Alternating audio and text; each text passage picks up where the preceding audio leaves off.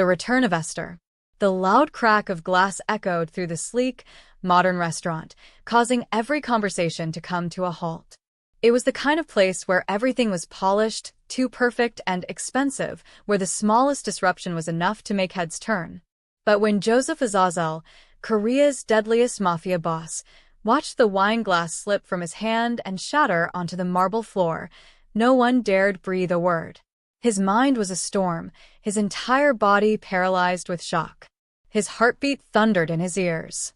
He was staring at the woman standing before him, her face a ghost from the past, her presence more real than anything he had ever known. "Esther," he whispered, the name trembling on his lips. She hadn't seen him yet. The woman in front of him moved like a shadow, graceful, collected, her every step radiating an unspoken confidence. She was dressed simply, but that only highlighted the elegance in her every movement. It was her, the woman who had broken him, whose name had haunted his dreams for 15 years. The first and only woman he had ever loved. He couldn't remember the last time he'd felt anything for a woman. Not the anger, the burning desire, or the empty pleasure that came from the endless parade of women who had come and gone. For the last 15 years, he hadn't touched a single one. His world had been cold, distant, and devoid of anything resembling affection.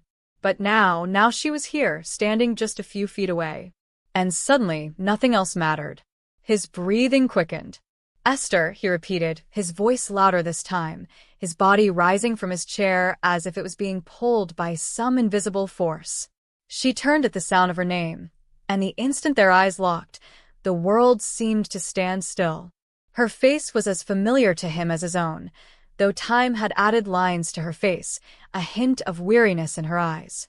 But those eyes, they still held the same fire, the same defiance he remembered, the same pain that had torn them apart all those years ago. Esther blinked, as if she couldn't quite believe what she was seeing.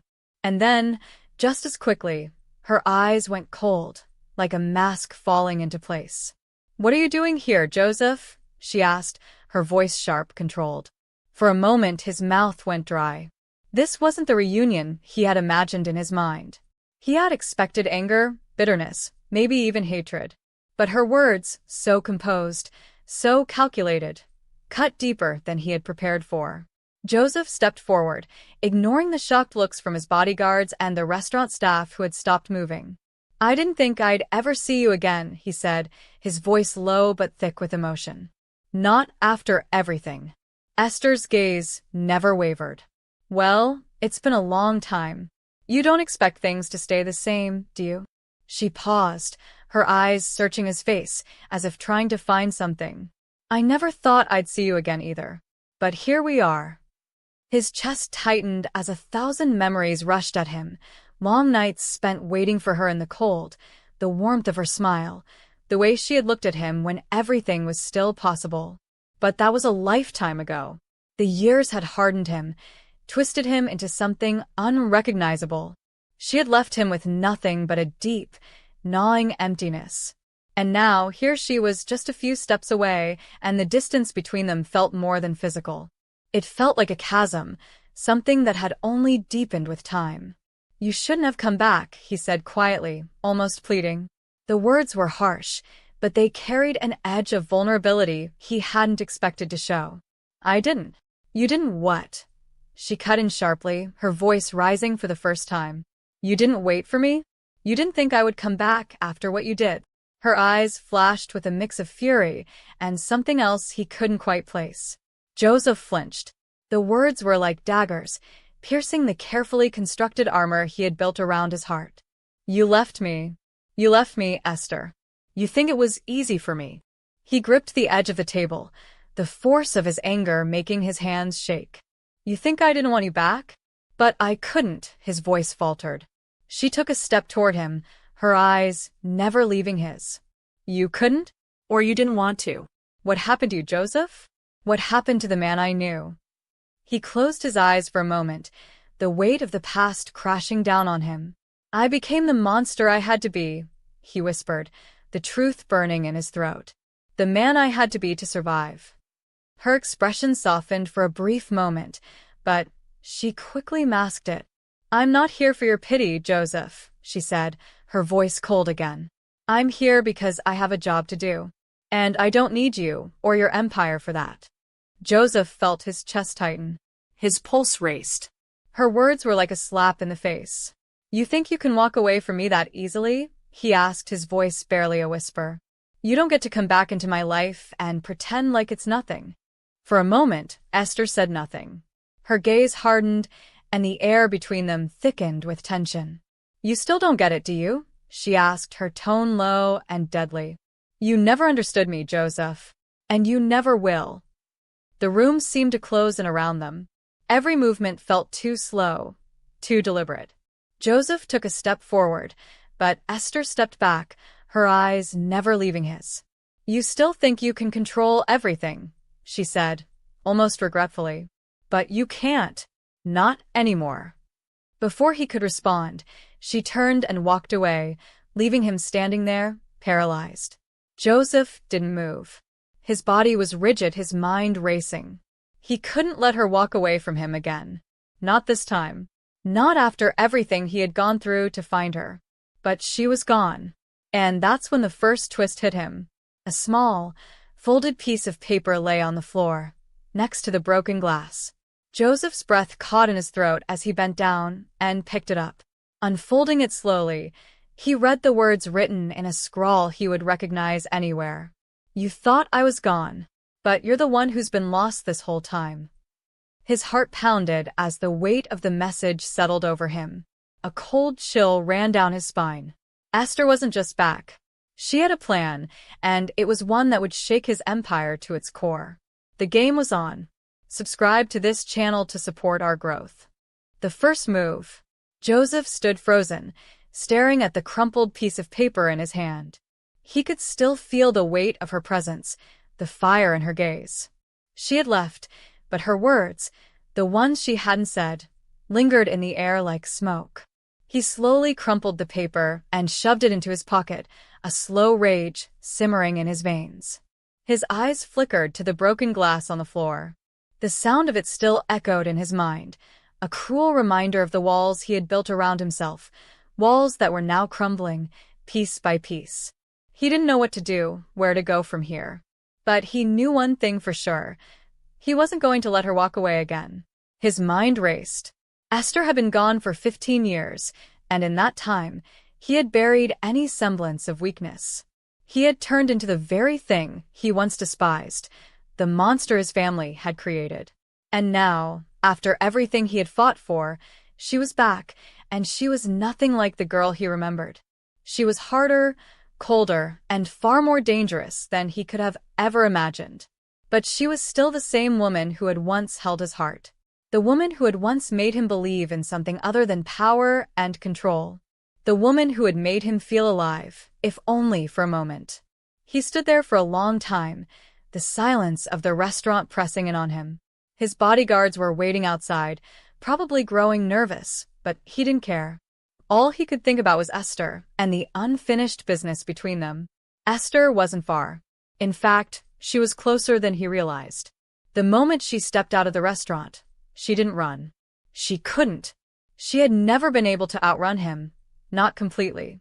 She wasn't sure what had driven her to come back to Seoul, but it was too late to turn back now.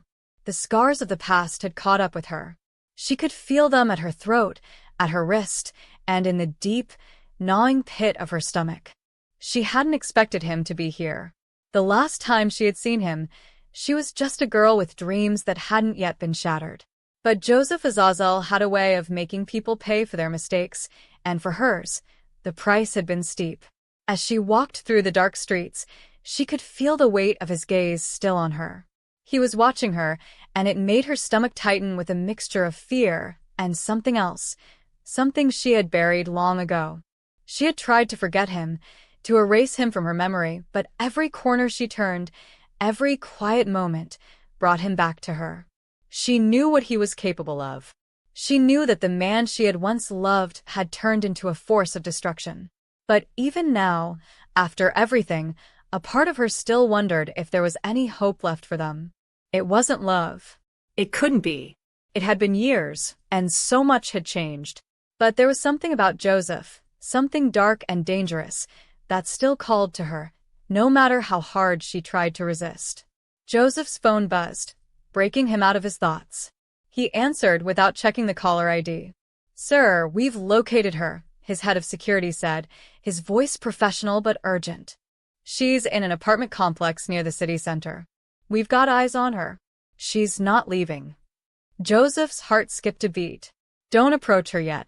Keep an eye on her, but don't make a move. I'll be there in 20 minutes. As soon as he ended the call, he stormed out of the restaurant, his mind already calculating his next move. Esther was playing a game, but he wasn't going to let her win. Esther stood at the corner of the street, looking down at the phone in her hand.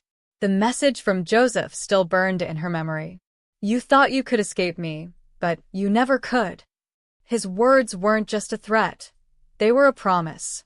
And she knew that promises from Joseph Azazel were never empty. She turned down a narrow alleyway, trying to lose herself in the shadows. She didn't know where she was going or what she was running from, but she couldn't stay in one place. Not when she felt like she was being hunted. Her mind raced, trying to come up with a plan, a way out. But every option seemed futile. He had always been one step ahead of her. That's when she heard it. Footsteps. Slow, deliberate, coming closer. She didn't need to look to know who it was. Joseph Azazel. The man who had torn her life apart. The man who had once been everything she wanted, only to become her worst nightmare. "Esther." His voice cut through the silence, low and commanding. She froze. "Don't run. You can't outrun me," he said, his tone colder than the night air. Esther took a deep breath and turned to face him, her eyes flashing with defiance. "What do you want from me, Joseph? After all these years, why are you still here?" His gaze hardened, and for a brief moment, the mask he had built for himself slipped. "I want you to stop running," he said, his voice quiet and tense.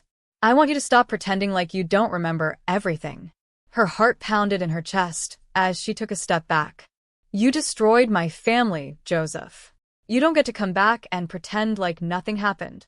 "I never wanted to destroy you," he replied, his eyes flickering with something. Regret, maybe.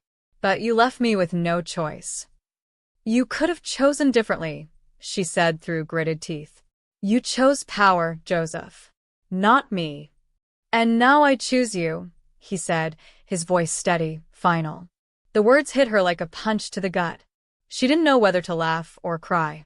"You don't get to choose me, not anymore." She turned to walk away, but he grabbed her arm, pulling her back. His grip wasn't rough, but it was firm, like he was afraid she might slip away again. "I never stopped looking for you," he said, his voice hoarse. "You think I've forgotten? Think again." Esther's pulse quickened. She didn't know what to say, what to do. Everything about him, his presence, his words, his touch, was pulling her back into a world she had tried so hard to escape. Joseph's eyes softened for a split second, but only a second. Then, just as quickly, he masked it again. "You're coming with me. There's no running from this, Esther. Not anymore." She shook her head. "I'm not your prisoner, Joseph." "No," he said, his tone turning dark again. "You never were. But you will be mine." Subscribe to this channel to support our growth. Power, control, and desire. Joseph's grip tightened around Esther's arm. He didn't want to hurt her, but the fire in his chest burned too hot for control. She was pulling away from him again, and it was the one thing he couldn't stand. Not after everything. Not after years of searching, years of wondering if this day would ever come.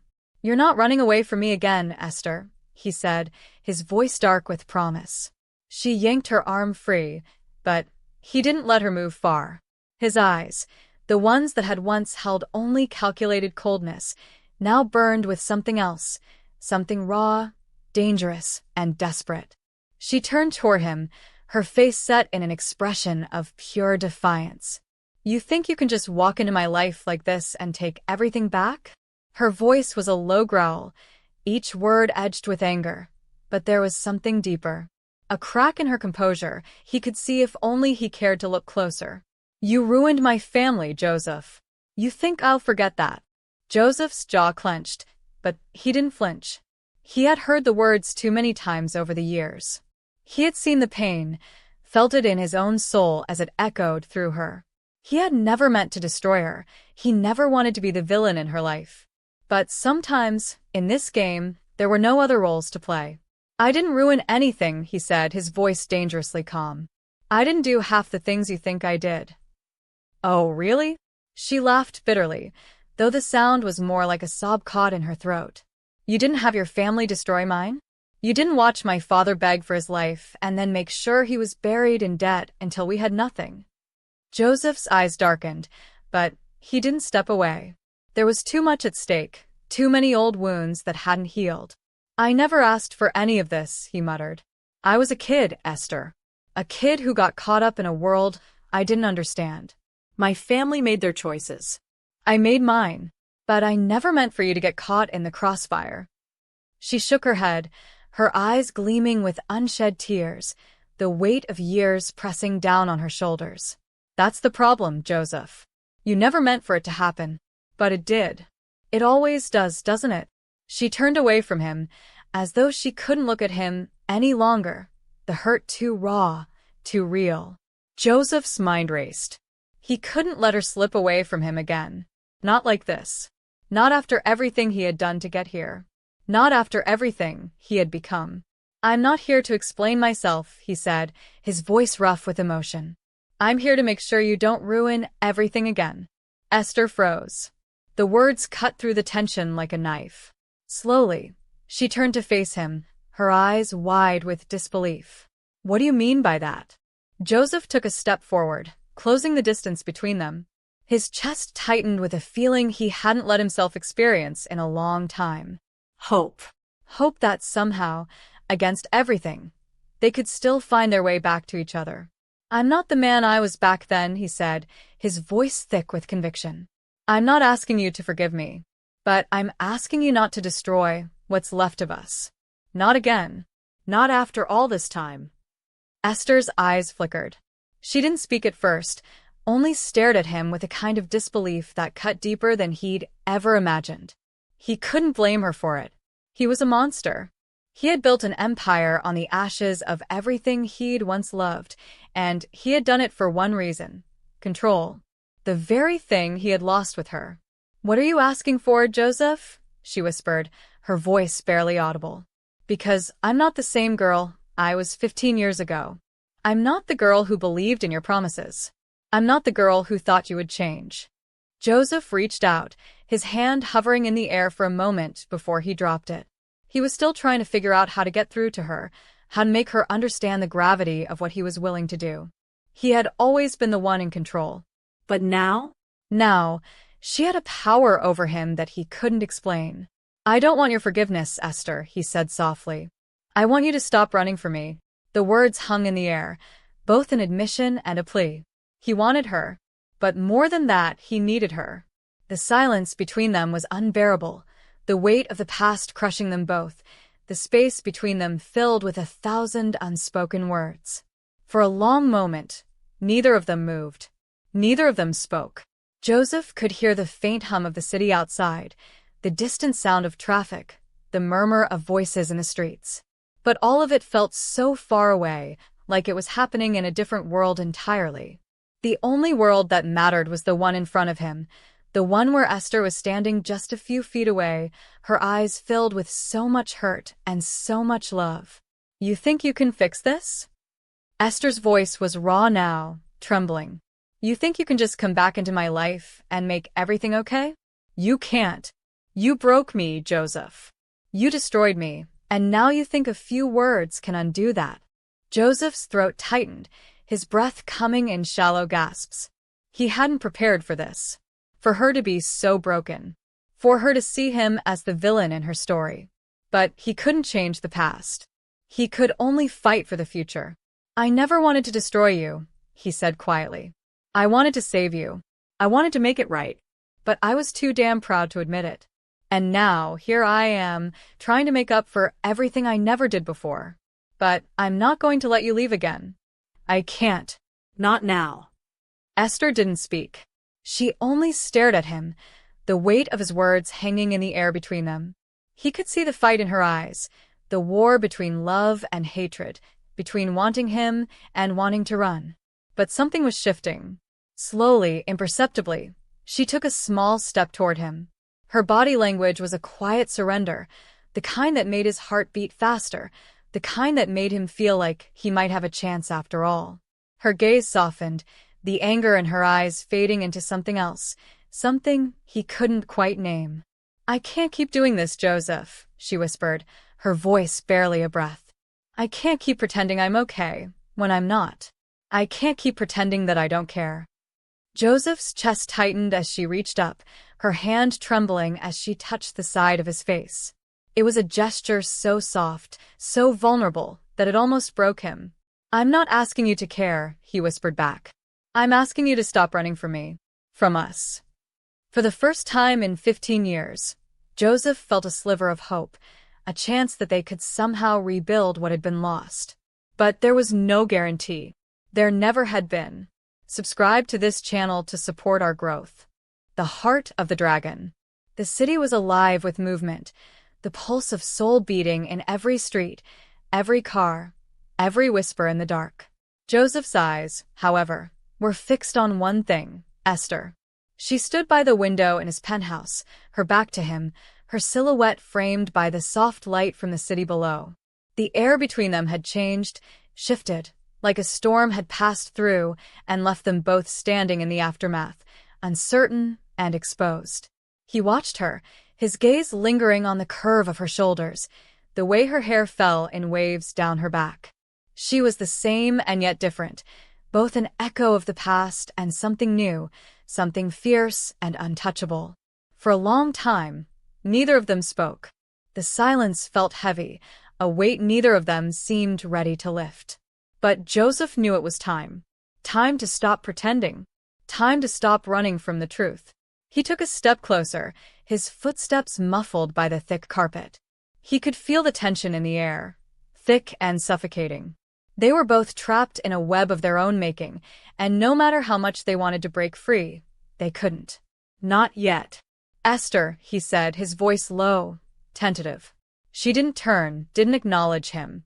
But he saw her shoulders stiffen, just slightly, like she was holding on to something, like she was afraid to let go.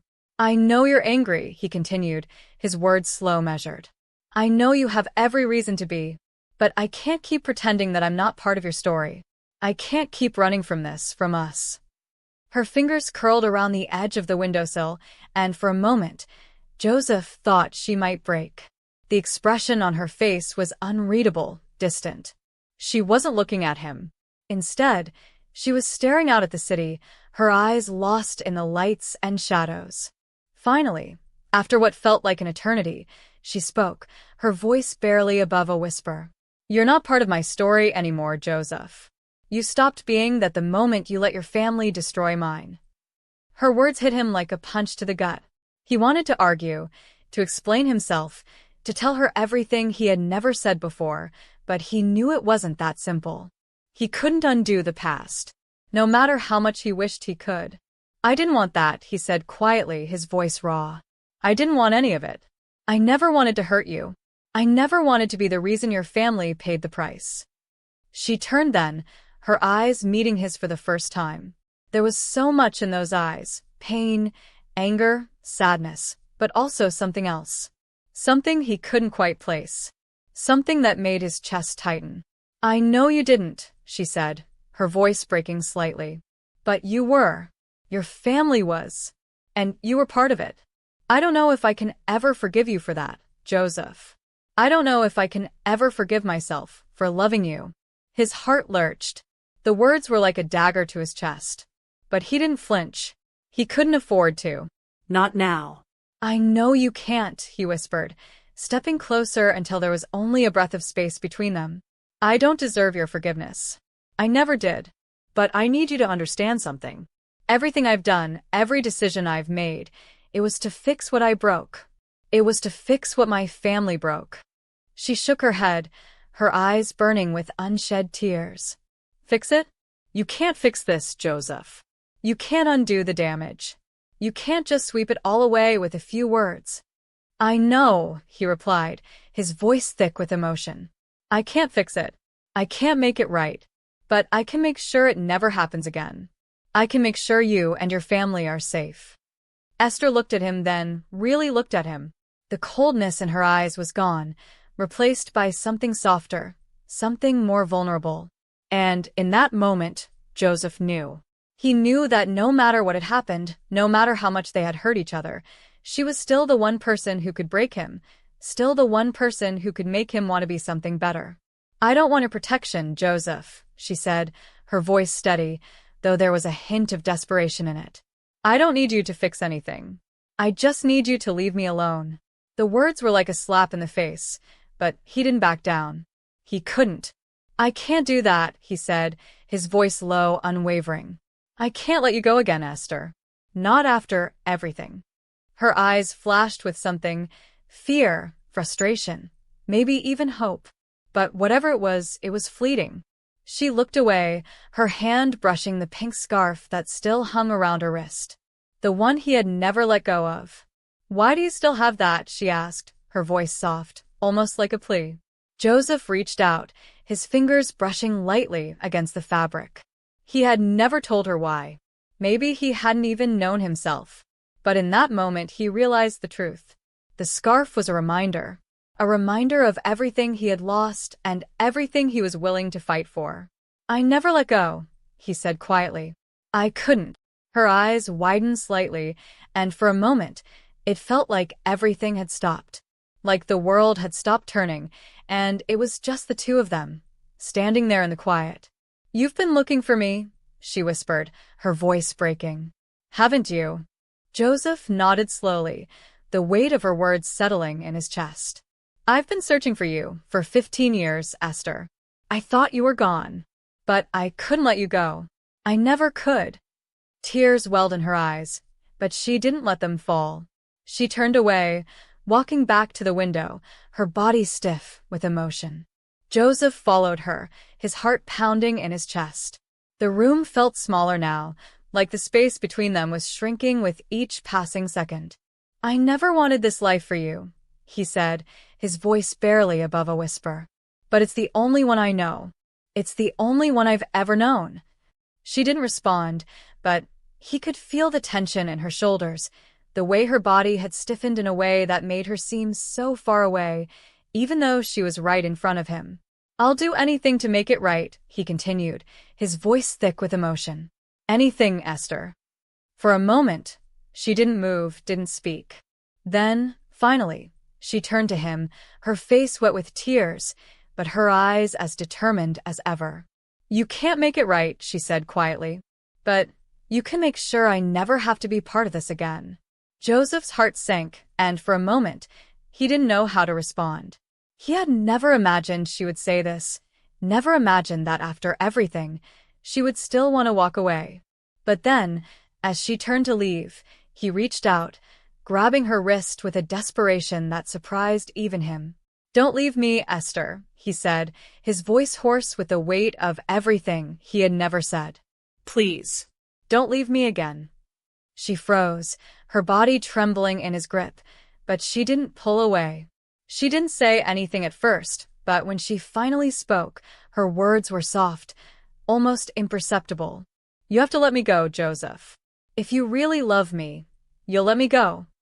And just like that, the wall between them slammed shut. Joseph stood there, the weight of her words sinking into his chest. She was right. She had been right all along. But he couldn't let her go. Not like this. Not without fighting for her. For them. Subscribe to this channel to support our growth.